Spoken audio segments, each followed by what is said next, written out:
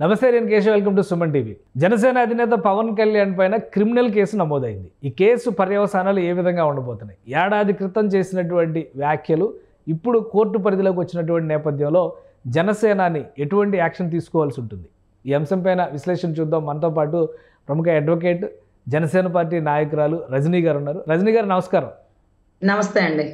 రజనీ గారు, ఏంటి ఈ కేసు పూర్వాపరాల పరంగా చూస్తే మార్చి 25వ తేదీన పవన్ కళ్యాణ్ గారు అటెండ్ అవ్వాలి అనేటువంటిది ఒక సమ్మన్స్ ఇచ్చినటువంటి పరిస్థితి ఉంది. ఇది కంపల్సరీ అటెండ్ అవ్వాల్సినటువంటి కేసా? జననీ ఎస్టేట్స్ ఫార్మ్లాండ్స్ చందనవాలి స్క్వేర్ యార్డ్ 2299 రూపాయలు మాత్రమే. సార్, ముఖ్యంగా నమోదైనటువంటి కేసు ఏదైతే ఉందో ఐపీసీ సెక్షన్ 499, 500 అండి. అంటే డిఫామేషన్ అంటారు, అంటే పరువు నష్టం అనమాట. అంటే ఎవరి పరువుకి భంగం వాటిల్లేలాగా మా అధినాయకులు ఏలూరు వారాహి సాక్షిగా మాట్లాడారు గత సంవత్సరం జూలై మాసంలో. సో దీనికి సంబంధించినటువంటి డిఫాక్టో కంప్లైంట్ ఎవరైతే ఉన్నారో అరుణ్ కుమార్ అనే అతను ఏదైతే తాడికొండ మండలం కంతెర్ గ్రామానికి సంబంధించిన వ్యక్తి. గతంలో కూడా కంతెర్లో ఒక రెడ్ ఎవరో ఉంటారండి, అతను కూడా చిన్న చిన్న హల్చల్ గలాటాలు చేసినటువంటి గొడవ ఉదంతాలు కూడా మనం చూస్తున్నాం. ఏదైతే కల్లం హరినాథ్ రెడ్డి అనమాట, ఆ ఏరియాకి సంబంధించిన వాళ్ళే ఈ రోజు కేసు నమోదు చేశారు. మరి వారికి మాత్రమే మనోభావాలు ఎందుకు భంగం వాటిల్లుందో మాకు తెలియట్లా. గతంలో కూడా మా అన్న మాట్లాడిన మాటలకి వెనువెంటనే కాకుండా 2-3 రోజులు అంత బాగా రెస్ట్ తీసుకొని సినిమాలకి షికార్లకి వెళ్ళొచ్చాక అంత అయిపోయాక రంగవల్లి గారి మనసుకి భంగం వాటిల్లింది. అంటే ఆవిడ మనోభావాలకి భంగం వాటిల్లింది. ఆవిడ రంగవల్లి గారి మనోభావాలకి భంగం వాటిల్లేలాగా ప్రత్యేకించి రంగవల్లి గారిని పేరుని ఉదహరించి మా అన్న వారాహికి ఏం మాట్లాడినాడో మాకైతే తెలియదు.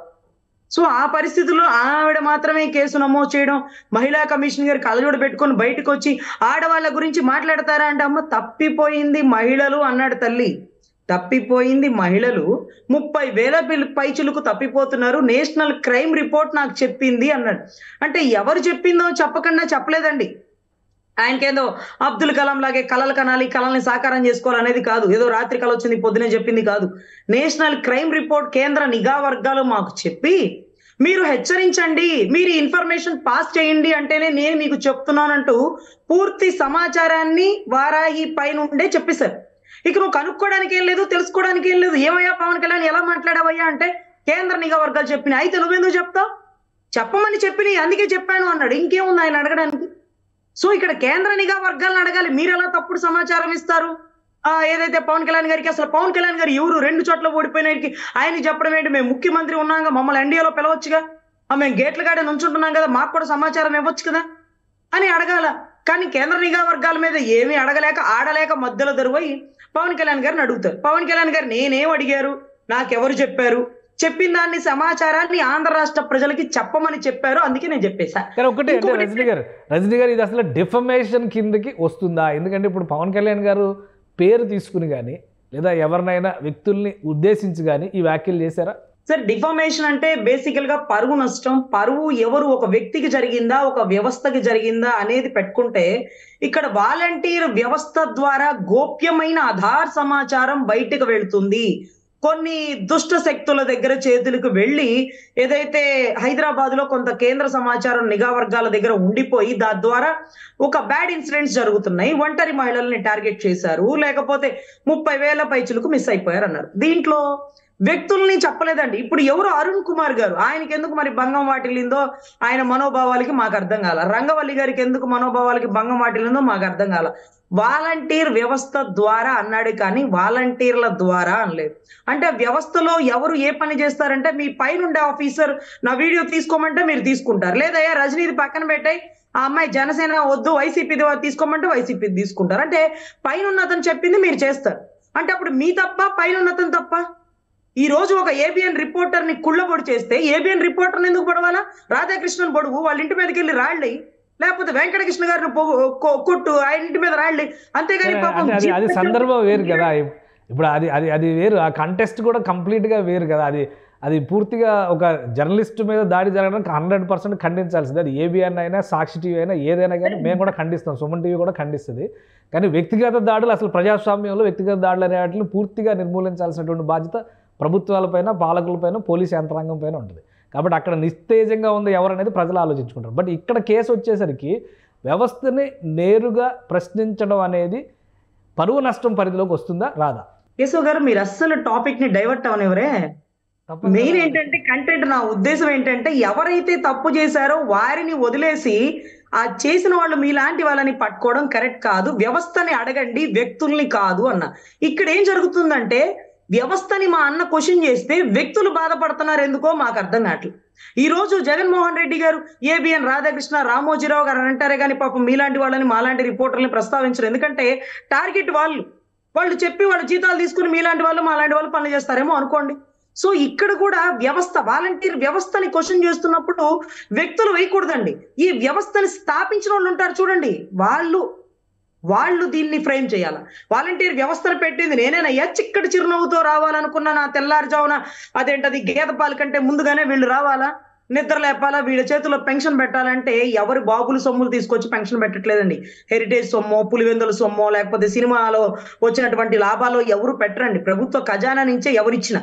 సో పనుల నుంచి ఇవన్నీ ఇచ్చేది ప్రజలు కట్టిన పనులు, ప్రభుత్వానికి సంబంధించిన ఎక్కడ ప్రభుత్వ ఖజానా నుంచి ఇచ్చే డబ్బులకి మేము చూడు ఇంటికి వచ్చి ఇస్తున్నాం అంటే అదే పథకాన్ని చంద్రబాబు గారు రన్ అవుతుంది.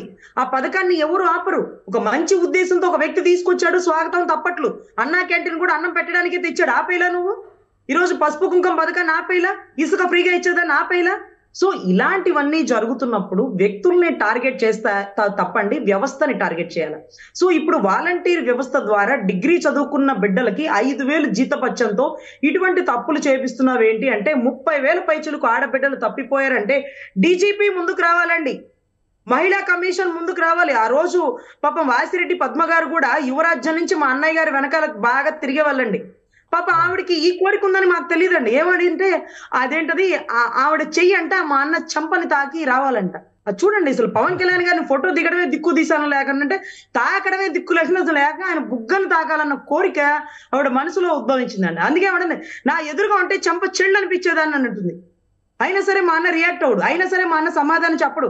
ఏమ్మా యువరాజ్యంలో నా వెనకాల తిరిగావు, నీకు ఈ కోరికలు ఎందుకు వచ్చినాయి అని అండు.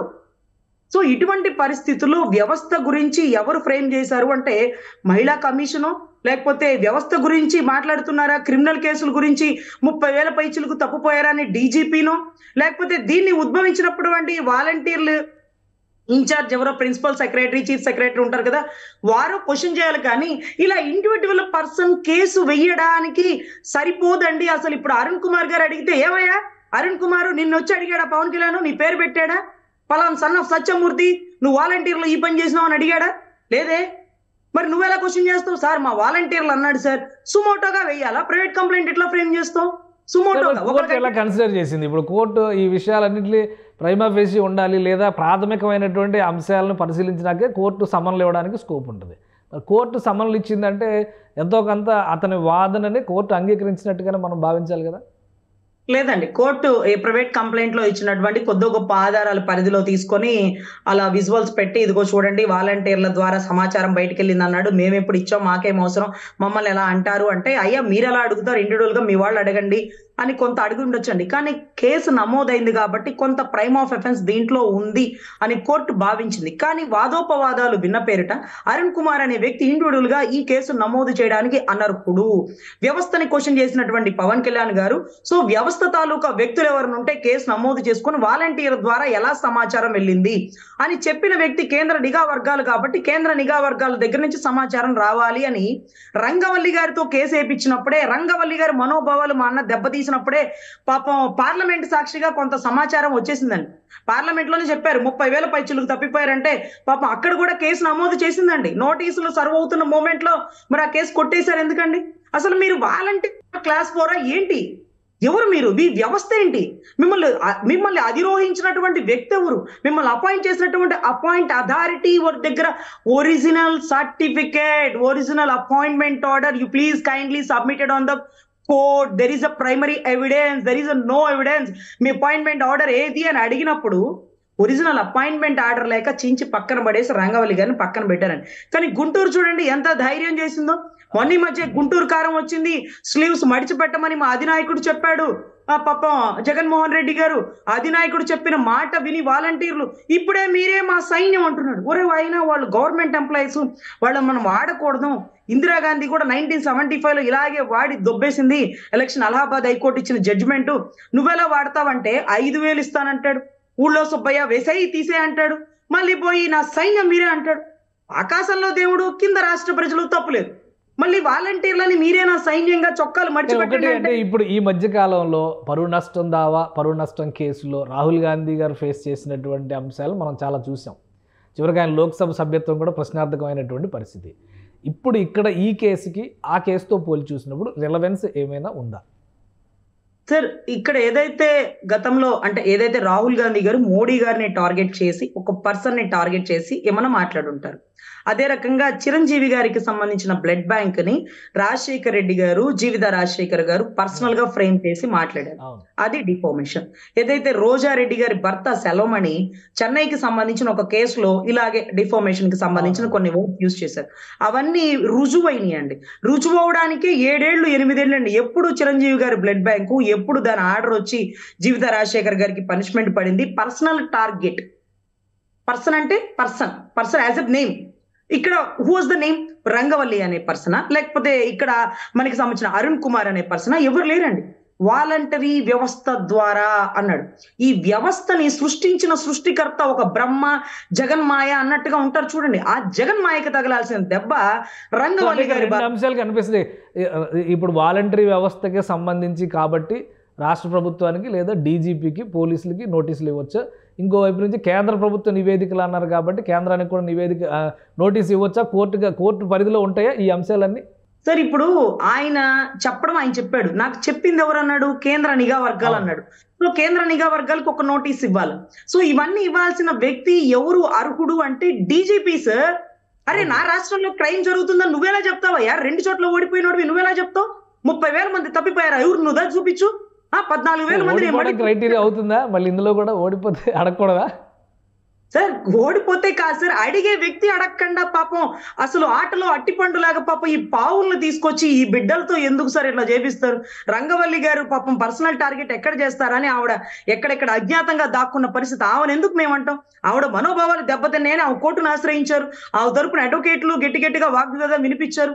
అసలు ఒరిజినల్ అపాయింట్మెంటే లేకుండా ఎవరు మీరమ్మా అంటూ కొట్టేసినటువంటి కోర్టు కేసు మళ్ళీ గుంటూరులో తీసుకొచ్చారు. అంటే అన్నయ్యని గుంటూరులో అడుగు పెట్టించాలనేటటువంటి కోరికతో తహతాలాడిపోతున్నటువంటి వైసీపీ కార్యకర్తలు ఇప్పుడు మార్చి 25న అన్నయ్య రావాల్సి వస్తే ఖచ్చితంగా న్యాయస్థానాన్ని గౌరవించి ఆయన వచ్చి ఇదిగోండి కేంద్ర నిఘా వర్గాలు వీళ్ళు చెప్పారు, వీళ్ళు చెప్పిందే నేను చెప్పాను, వీళ్ళు చెప్పమని కూడా చెప్పారు రాష్ట్ర ప్రజలకి, అందుకని నేను చెప్పాల్సి వచ్చింది. ఇదిగోండి వాస్తవం కాదా? 30,000 మంది తప్పిపోయారు, 14,000 మంది దొరికారు, 16,000 మంది ఇంకా దొరకాల్సి ఉంది అంటూ కొంత రిపోర్ట్ కూడా సబ్మిట్ చేయడం జరిగింది. ఇప్పుడు రియాక్ట్ అవ్వాల్సినటువంటి వ్యక్తి డీజీపీ. మహిళా కమిషన్, ఆడబిడ్డలు తప్పిపోయారు అంటే మహిళా కమిషన్ ముందుకు రావాలి. పవన్ కళ్యాణ్ గారు పర్సనల్ గా అటెండ్ అవుతారు 25వ తారీఖున, మార్చి 25వ తారీఖున అటెండ్ అవుతారు. అవ్వాలి అంతేనా? అవ్వకపోతే కోర్టు ఏమన్నా చర్యలు తీసుకునే అవకాశం ఉంటుంది అని చెప్పి కోడికత్తి సీన్ విషయంలో కూడా గౌరవ జగన్మోహన్ రెడ్డి గారు కూడా చెప్పారు. అవ్వలేదు, న్యాయస్థానాన్ని గౌరవించలేదు. మంగళగిరి కోర్టుకి లోకేష్ గారు వెళ్తూ ఉన్నారు. ఏదైతే సిఐడి వారిని గౌరవించి చంద్రబాబు గారు కూడా 53 రోజులు జైల్లో ఉన్నారు. అదే రకంగా పవన్ కళ్యాణ్ గారు కూడా కోర్టుని గౌరవిస్తూ మార్చి 25న ఫస్ట్ వాయిదా కాబట్టి ఆయన కనపడి సమాచారాన్ని అందిస్తారు. నేను ఇలా చెప్పాను, ఇలా చెప్పాల్సి వచ్చింది, ఇవి ఆధారాలు కోర్టుకి ప్రొడ్యూస్ చేస్తున్నా అని చెప్తారు. దాంట్లో తప్పులేదు. ఆయన మా గుంటూరులో అడుగు పెడుతున్నాడంటే మీకేంటి సార్ బాధ? ఆయన ఖచ్చితంగా రావాల్సిందే, వస్తారు. ఒకవేళ జైలు శిక్ష అన్నారనుకోండి, కృష్ణుడు లాంటి వారే జైలు నుంచి బయటకు వచ్చి ఒక పెద్ద కురుక్షేత్రం చేశారు. ఏమో మరి జగన్మోహన్ రెడ్డి గారు జైలు నుంచి బయటకు వచ్చాక ఒక ఛాన్స్ కొట్టేశారు. చంద్రబాబు గారు కూడా బయటకు వచ్చి గ్రాఫ్ పెరిగిపోయింది. ఇక వెళ్ళంది ఒక్క మా అన్నయ్యనండి. మా అన్నయ్యని కూడా పంపించాలని తహతాలాడుతున్న గుంటూరు పాలక వర్గాలకి ఒక శుభ సూచిక. అన్నయ్య అడుగు పెడుతున్నారు గుంటూరు కారం. ఇప్పుడు మీరు ఎక్స్పెక్ట్ చేయండి, ఒకవేళ కోర్టు పవన్ కళ్యాణ్ గారు మీరు జైల్లో వేసేస్తుందా? అటువంటి కేసా ఇది? అటువంటి సెక్షనా ఇది? అంత అవకాశం ఉందా? ఏదో గుంటూరు ఆయన చూడాలని తహతాలాడుతూ వేసినటువంటి కేసు తప్ప డిఫార్మేషన్ లో ఆర్గ్యుమెంట్సే తప్ప ఆయన లోపలేసేంత దృశ్యాలు ఏమి ఉండవండి. అసలు ఈ కేసు కూడా నిలబడదు. ఏదైతే డిఫాక్టో కంప్లైంట్ అరుణ్ కుమార్ కి he was not a suitable person అని చెప్తారు, వ్యవస్థని క్వశ్చన్ చేశారు. కానీ ఎలక్షన్స్ టైం బహుశా ఆ టైంలో మంచి పీక్ స్టేజ్ క్యాన్వాసింగ్ జరిగేటువంటి అవకాశాలు ఉంటాయి. ఆ టైంలో పవన్ కళ్యాణ్ గారు రావడం అనేది పార్టీకి కానీ మీకు పొత్తులో కూటమికి కానీ ఇబ్బంది కలిగించే అంశం కాదా? లేదండి, మార్చి 25 అని డేట్ ఫిక్స్ అయింది కాబట్టి ఆ రోజే మేము ఒక సభ కండక్ట్ చేసేసుకుంటామండి. ఆయన సభకి గెస్ట్ గానే వచ్చేస్తారు. ఒక 10 నిమిషాలు బ్రేక్ టైంలో కోర్టుకెళ్ళి ఇలా 2 చేతులు కట్టుకొని చెప్పండి సార్, నేను ఒక పోలీసోడు కొడుకుని, న్యాయస్థానాన్ని గౌరవిస్తారని సమాధానం చెప్తాడు. తర్వాత మేము భారీగా కోర్టు బయటే ఒక పెద్ద దండ మిషన్ తో తెచ్చేస్తామండి. ఆయన అది వేసుకొని సభకు అటెండ్ అయిపోతారు. స్వామి కార్యం సకార్యం 2 పనులు అయిపోతాయండి. ఆ కారణంగా గుంటూరులో మా అన్నయ్య మా కోర్టుకు వచ్చారంటే మా యూనిఫామ్ ఎగరేసి సమాధానం చెప్పగల వకీల్ సాబ్లు అందరం బయటకు వచ్చేస్తామండి. మాకు చాలా సంతోషంగా ఉంటుంది. గుంటూరు కోర్టుకి రంగా గారు వచ్చారండి ఒకసారి, గుంటూరు కోర్టుకి వంగవీటి మోహన్ రంగా గారు గుంటూరు కోర్టులో అటెండ్ అయ్యారండి. తర్వాత మాకు పవన్ కళ్యాణ్ గారు వస్తుందంటే ఎంత అదృష్టం గుంటూరు కోర్టు చేసుకుందని మనస్ఫూర్తిగా భావిస్తున్నామండి. సో వకీల్ సాబ్లు అందరికీ కూడా జోష్ తీసుకొచ్చే అంశం అంటారు ఆ రోజు కోర్టుకి అటెండ్ 100% అండి. అసలు డిఫార్మేషన్ లో ఒక మనిషి ప్రెజెంట్ అయ్యాడు, ఎంత గౌరవించినటువంటి వ్యక్తి అని ఖచ్చితంగా అందరూ భావిస్తామండి. రైట్. థ్యాంక్ యూ రజనీ గారు, మీ అభిప్రాయాలు తెలియజేసినందుకు. ఇది పవన్ కళ్యాణ్ గారి మీద పెట్టినటువంటి కేసు అది నిలబడే కేసు కాదు, కాకపోతే రాజకీయంగా ఒక కక్ష సాధింపుగా మారేటువంటి కేసుగా కనిపిస్తోందని రజనీ గారు అంటున్నారు. పవన్ కళ్యాణ్ ఖచ్చితంగా న్యాయస్థానాలను గౌరవిస్తారు.